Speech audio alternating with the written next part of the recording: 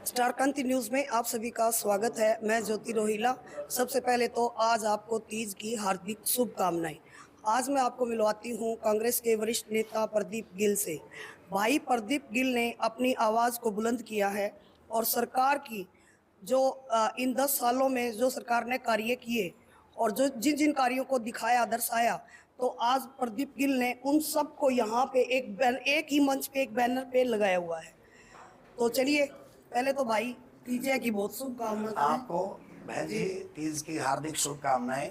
वहीं पर हम लोगों ने आज जो पीसी की, उसका मेन उद्देश्य ये था कि कल हम 8 तारीख को यात्रा शुरू कर रहे हैं, पैदल यात्रा, जो हमारे प्रिय सांसद दीपेंद्र हुड्डा जी ने लगातार पूरे हरियाणा में चलाई हुई है, हरियाणा मांगे जवाब। उसी कड़ी में भाई साहब जींद आए थे, तो उन्होंने 3-4 किलोमीटर की जो यात्रा करके आगे हमारी जिम्मेवारी लगाई थी कि आप हर गांव तक जाएंगे, हर वार्ड तक जा करके इस यात्रा का मकसद लोगों को बताएंगे कि सरकार जहां एक तरफ कहती है कि हमने 18 घंटे हज़ारों गांव में बिजली दे दी, तो आज बरसाना का किसान जो है सुबह आकर के उस पर बैठ गया, रात को 11-11 बजे बैठता है। और इन एक तरफ हमारे विधायक जी कहते हैं कि भाई हमने चौमुखी विकास कर दिया। ये अखबार मेरे नहीं है, ये अखबार आप लोगों के हैं, जिन्हों में हर दिन ये खबरें चली। वार्ड नंबर 11 समस्याओं का अंबार, साफ सफाई व्यवस्था बदहाल, ये कोई मैंने नहीं बनाए, ये विधायक जी अखबारों की कटिंग है जो आपसे जवाब मांग रही है। एक तरफ कह रहे हमने चौमुखी विकास कर दिया, आप हजारों करोड़ों रुपया आए दिन आए साल खर्च कर रहे हैं सफाई अभियान पे, दूसरी तरफ गंदगी के ढेर आपकी इस सफाई अभियान की पोल खोल रहे हैं। आपने कहा हर घर में रोजगार, आज बच्चे विदेशों में पलायन कर रहे हैं अपनी ज़मीनें बेच बेच करके। ओपीएस अपनी पेंशन मांगता है तो आप लाठियां भाजते हैं, सरपंच चुना हुआ प्रतिनिधि अपने हक मांगता है तो आप लाठियां भाजते हैं, आशा वर्कर अपनी कोई मांग करती है तो आप लाठियां भाजते हैं। अभी दूसरी तरफ आप ओलंपिक उसमें मेडल आ रहे हैं, बेटियां लेके आ रही है तो आप उनका गुणगान करते हैं। दूसरी तरफ आपने घसीट घसीट कर बेटियों के साथ क्या व्यवहार किया, ये दर्शा रहा है। आज हरियाणा प्रदेश और इस देश की सरकार से हम हिसाब मांग रहे हैं उस व्यक्ति का जिसको आप एमएसपी का वादा करके आए थे, युवा को एक एक रोजगार देने की बात करके आए थे, ओल्ड पेंशन स्कीम लागू करने की बात करके आए थे। ये सारी बातें हम आपसे जवाब के तौर पर मांग रहे हैं और ये पद यात्रा कल से शुरू होकर 14 तारीख तक चलेगी। भाई प्रदीप, आप एक देखो, ठीक है, हमेशा होता है कि भाई विपक्ष जो है हमेशा जो सत्ता होती है उसके ऊपर जो है आरोप प्रत्यारोप चलते हैं, लगते हैं। लेकिन आपको नहीं लगता कहीं ना कहीं अभी तो किसानों के लिए 35 करोड़ की जो है ना सरकार ने घोषणा करी है कर्जा माफ की? देखने की बात है, बड़ी देखने की बात है। आप अनाज खाती हैं, आपको परमपिता परमात्मा ने सोचने और समझने की ताकत दी है। जब सिर पर बजी कि चुनाव आ गया और ये पता लग गया कि विधानसभा लोकसभा के अंदर मुंह की खानी पड़ी, तो अब लॉलीपॉप लेकर के आए हैं। 35 करोड़ छोड़ो, 1 करोड़ के भी जब माफ करोगे, जब हमें पता चलेगा।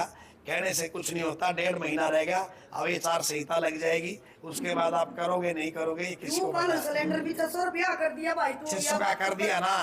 वह 9.5 साल कैसे भूल जाए हम, जब माओ ने 1200 के सिलेंडर खरीदे हैं।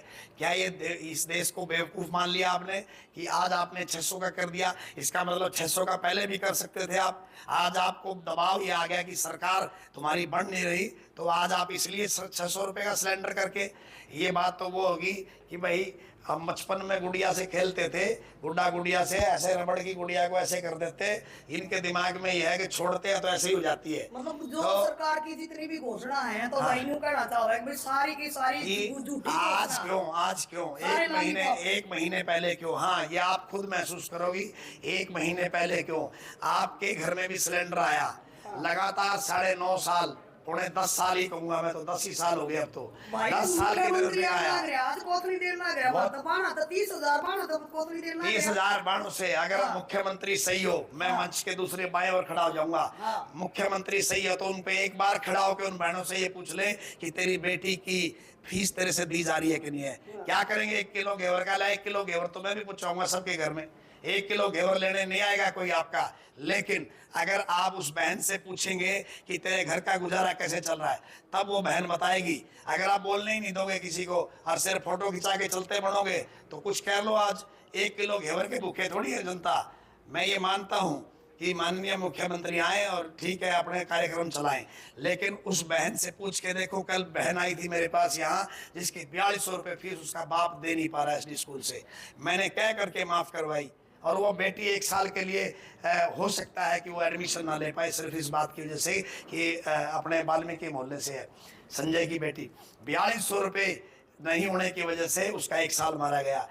अब वो 4200 वो बात कौन पूछेगा इनसे कि शिक्षा का स्तर, आप लोगों ने, बाबा साहब ने कहा कि हर घर शिक्षा होनी चाहिए, गरीब शिक्षा से वंचित ना रहे। अभी मेरे पास एक ऑटो ड्राइवर आया हुआ था जिसके 82% बच्चे के मेडिकल में नंबर आए, लेकिन आज उसके पास 80-85 हज़ार फीस भरने के लिए GNM ANM में फीस नहीं है उसके पास। अभी मेरे पास आया था, दोबारा कहोगे तो मैं उससे आपको लाइव बुलवा दूंगा।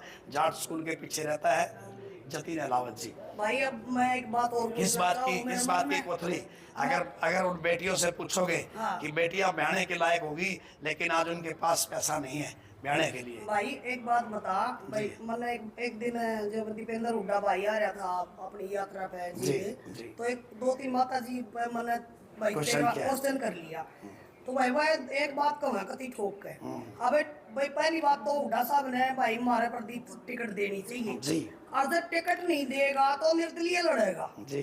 तो मतलब उनकी देखो वो उनकी भावना है, सुनो, ये उनकी लेकिन उनकी भावना में आप कितना खरा उतरते हो। आप कितना कोई बात कहना चाहोगे? 14 साल के अरसे से मैं इस राजनीति में हूँ।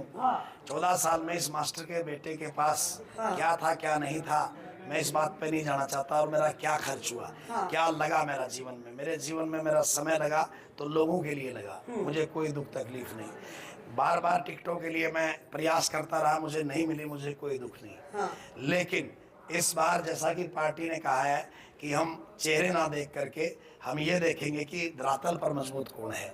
मैं ये कहता हूँ माननीय मुख्यमंत्री, भावी मुख्यमंत्री भूपेंद्र हुड्डा जी से भी, और पार्टी जो हाईकमान है उदयभान जी से भी, कि मैं ये चाहता हूँ, खुद पहला व्यक्ति हूँ। देखो, जब तक सरकार नहीं बनेगी तो लोगों की सेवा कैसे करेंगे। सरकार बनाने के लिए योग्य उम्मीदवार का होना जरूरी है। आपके भाई का, आपके बेटे की अगर मेरिट में से मेरिट आए तब मेरे पे ध्यान दें, अदरवाइज जिसे भी टिकट देना उसे दें। लेकिन मेरिट में से मेरिट क्यों आएगी, मैं इस बात से आश्वस्त हूँ। 14 साल के अरसे में मैंने आज तक अपना मोबाइल स्विच ऑफ नहीं किया। 14 साल के अरसे में मेरे दरवाजे पे कोई गरीब भाई आया, जरूरतमंद आया, मैंने उसको कभी खाली हाथ लौटाया नहीं। 14 साल के अरसे में मैंने किसी समाज पर कोई कुठाराघात हुआ, उसकी लड़ाई लड़ने में मैंने कभी कोताही नहीं बरती। रात के 11 बजे भी बरसाना गांव के लोगों ने जब मुझे बुलाया और आसपास के 4 गांव वहाँ इकट्ठे थे, रात के 11 बजे बिजली की वजह से उनके बच्चे तिलमिला रहे थे, तो आपका भाई उनके बीच में होता है। मेरी यूएसपी सिर्फ एक है कि मैं लोगों के बीच का व्यक्ति हूँ, और एक आम परिवार से, टीस से पैदा हुआ व्यक्ति ही टीस समझ सकता है। इसलिए लोग मेरे लिए ये भावना रखते हैं कि भाई को लंबा समय हो गया, न्यूका कर दे, 12 साल में पुरडी की भी बढ़ जा, 14 साल मुझे हो गए, तो लोग चाहते हैं कि मैं चुनाव। वही बात मैं पूछ रही हूँ कि मैं नहीं बोली जब टिकट नहीं मिल रही तो हमारे बेटे की उम्र लेकर जाएगी, फिर कद बढ़ेगा, आज नहीं तो कद। कोई बात नहीं, टिकट ही मिलेगी इस बार। क्यों नहीं मिलेगी? अगर हम मजबूती की बात करें तो जब हमारी माताएं आकर के चैनल पे बोल रही है, हमारी बहनें आकर के बोल रही है, हमारे युवा नौजवान बोल रहे हैं, बुजुर्ग बोल रहे हैं, तो 100% मुझे आश्वस्त हूँ मैं। ऐसा मेरे भी कर्म कहीं अटक नहीं रहे कि भाई मेरे को नहीं मिलेगी। आपको तीज की बधाई और सभी दर्शकों को तीज की बधाई। और 100% अगर मैं कहना चाहता हूँ ऑन द कैमरा, अगर आपके भाई को ये मौका मिला तो ये आपका विधायक होगा, जनता का विधायक होगा, ना कि सिर्फ और सिर्फ कुछ लोगों का विधायक होगा। ये मेरा वादा है on the camera. Thank you. ये मेरे साथ थे प्रदीप गिल, कांग्रेस के वरिष्ठ नेता। आप सभी को मेरा नमस्कार, धन्यवाद।